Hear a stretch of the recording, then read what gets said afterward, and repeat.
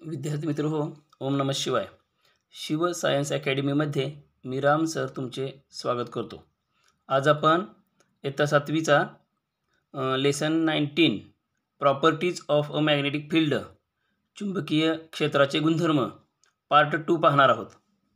Part फर्स्टमध्ये आपण मॅग्नेटिझमच्या 2 methods, त्याचबरोबर अर्थ अ गिगनेटिक मॅग्नेट, पृथ्वी एक महाचुंबक याविषयी माहिती पाहिली. पुढचा मुद्दा आहे मॅग्नेटिक फील्ड, चुंबकीय क्षेत्र. आता इथं आपल्याला या आकृतीचं ऑब्झर्वेशन करायचं आहे बघा. द रिजन अराउंड मॅग्नेट, चुंबकाच्या सभोवताली असणारं रिजन, क्षेत्र. फेअर मॅग्नेटिक फोर्स ॲक्ट, जिथंपर्यंत काय होत असतं, हे चुंबकाची शक्ती, मॅग्नेटिक फोर्स, चुंबकाची शक्ती ॲक्ट होत असते, कार्य करत असते ऑन ऑब्जेक्ट, वस्तूवर, कॉल्ड मॅग्नेटिक फील्ड. त्याला काय म्हटलं जातं, मॅग्नेटिक फील्ड, चुंबकीय क्षेत्र असं म्हणतात. म्हणजे चुंबकाच्या आजूबाजूला असणारं क्षेत्र, जिथंपर्यंत चुंबकाची शक्ती काम करते, कार्य करते, तेवढ्या क्षेत्राला म्हणायचं मॅग्नेटिक फील्ड, चुंबकीय क्षेत्र.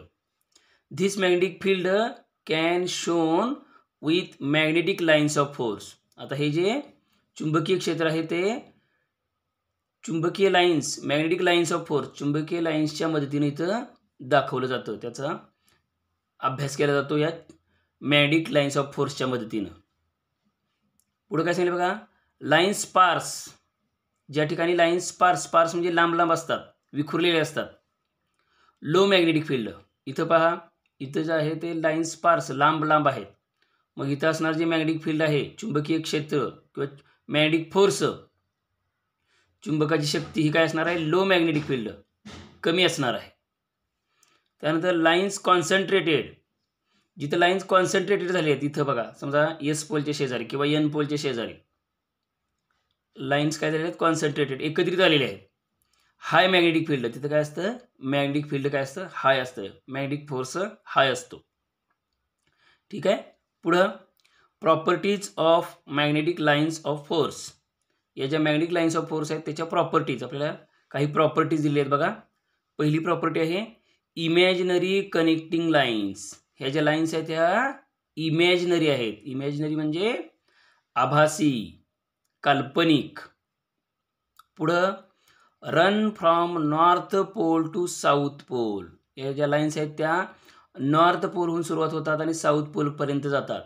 यांचं सुरुवात आहे नॉर्थ पोलला आणि जातात त्या साऊथ पोलपर्यंत.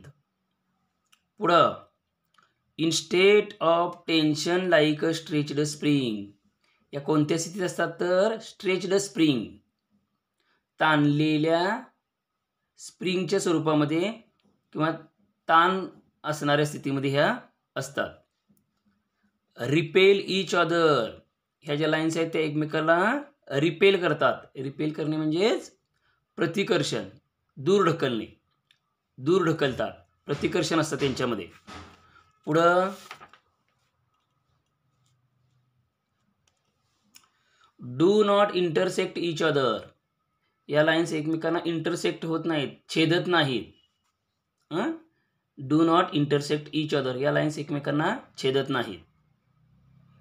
ॲट पर्टिक्युलर पॉईंट, एखाद्या विशिष्ट पॉईंटला, विशिष्ट ठिकाणी, देअर नंबर डिटरमाइन स्ट्रेंथ, किती लाईन्स आहेत एकत्र येत आहेत किंवा त्या पॉईंटला लाईन्स किती लांब आहेत, किती जवळ आहेत, यावरून काय ठरतं, स्ट्रेंथ ऑफ मॅग्नेटिक फील्ड, म्हणजेच चुंबकीय क्षेत्राची तीव्रता ठरते. या पद्धतीनं आपण प्रॉपर्टीज ऑफ मॅग्नेटिक लाईन्स पाहिल्या. त्यानंतर पुढचा मुद्दा बघा, penetrating ability of magnetic field. Magnetic फील्डची पेनिट्रेटिंग ॲबिलिटी म्हणजे पार करून, एखादं माध्यम पार करून आपला प्रभाव दाखवण्याची जी ॲबिलिटी, क्षमता आहे, ती इथं बघायची आपल्याला. इथं बघा आकृतीमध्ये काय दिलेलं आहे, एक चुंबक घेतला आहे, चुंबक टाचण्या उडतोय, पण चुंबकाच्या आणि मॅग्नेटच्या आणि पिन्सच्या मध्ये इथं काय आहे, कार्डबोर्ड आहे, एक पुठ्ठा आहे. जरी पुठ्ठा असला तरीसुद्धा काय होतं आहे, हे मॅग्नेट हा काय करतोय, या पिनचं अट्रॅक्ट करतच आहे. म्हणजे पुठ्ठा असला तरी या चुंबकाच्या क्षेत्रावर काहीसा फरक पडलेला नाही. त्याचं गुणधर्म जो आहे मॅग्नेटिक फील्ड त्यानं तयार केलेलंच आहे. बघा, magnetic field can pass through, हे चुंबकीय क्षेत्र पास होऊ शकतं, पार जाऊ शकतं. Paper, cardboard, bottle, water, plastic etcetera. या कागद, त्यानंतर पुठ्ठा, बॉटल, प्लॅस्टिक, वॉटर यामधून हे चुंबकीय क्षेत्र पार जाऊ शकतं. त्याच्या पलीकडच्या असणाऱ्या ज्या मॅग्नेटिक सबस्टन्सेस आहेत, आयर्न, कोबाल्ट, निकेल यांना ते अट्रॅक्ट करू शकतं. यानंतर या पाठामधला शेवटचा मुद्दा आहे मेटल डिटेक्टर्स. काय आहे? Metal detector. इथं आपल्याला आकृतीमध्ये बघतो आपण बऱ्याच ठिकाणी हे या पद्धतीचे मेटल डिटेक्टर्स असतात. या आकृती पाहायची आहे तुम्ही. बघा, metal detectors used at very important places like airports.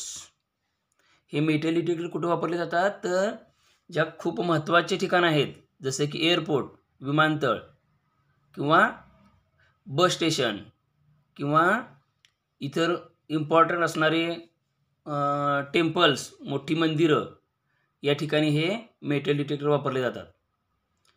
Function is based on electromagnet concept. याचं जे कार्य आहे ते इलेक्ट्रोमॅग्नेट कन्सेप्टवर चालतं. आपण आता 6वीमध्ये इलेक्ट्रोमॅग्नेट पाहिलेलं आहे बघा, विद्युत चुंबक. तर या इलेक्ट्रोमॅग्नेट कन्सेप्टवर या मेटल डिटेक्टरचं काम चालतं. Used to detect very precious articles. एअरपोर्टसारख्या ठिकाणी याचा वापर केला जातो. कशासाठी? Used to detect very precious articles. खूपच महत्त्वपूर्ण असणाऱ्या अतिकिमती वस्तू, मूल्यवान वस्तू शोधण्यासाठी. Also used at food processing. Food processing, जिथं मोठ्या प्रमाणावर अन्न बनवलं जातं, फूड फॅक्टरी एखादी असेल, किंवा मोठ्या प्रमाणावर जिथं अन्न प्रसाद तयार केला जातो, अशा ठिकाणी काय केलं जातं त्याचा उपयोग? To detect any iron, steel mixed unknowingly. त्या अन्नपदार्थामध्ये एखादा लोखंडाचा तुकडा किंवा स्टीलचा तुकडा चुकून मिक्स झाला आहे काय? अननोईंगली, चुकीच्या दुर्लक्षामुळं मिक्स झाला आहे का हे शोधण्यासाठी या मेटल डिटेक्टरचा वापर केला जातो. ठीक आहे. इथं हा आपला lesson 19 properties of magnetic field संपलेला आहे. या नोट्स लिहून घ्या. त्याचबरोबर या पाठाचं वारंवार वाचन करा, म्हणजे तुम्हाला हा पाठ समजेल. आजच्यासाठी राम राम.